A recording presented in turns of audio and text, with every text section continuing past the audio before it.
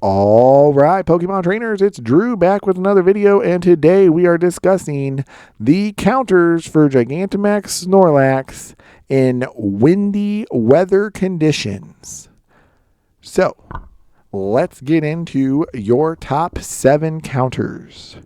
Number 1, Gigantamax Charizard, knowing the legacy move Wing Attack, and Gigantamax Wildfire. Gigantamax Snorlax for knowing Lick and Gmax Replenish. Number 3, Gigantamax Lapras knowing Psy-Wave and Gmax Resonance.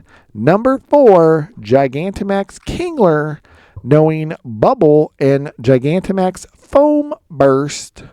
Number 5, Dynamax Machamp knowing Counter and Dynamic Punch. Number 6, Gigantamax Venusaur knowing Vine Whip and Gigantamax Vine Lash.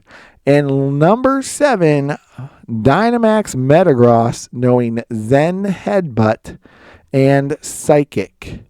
And just a reminder, they are recommending a minimum group size of 10 to 25 trainers to defeat Gigantamax Snorlax in this 6-star raid.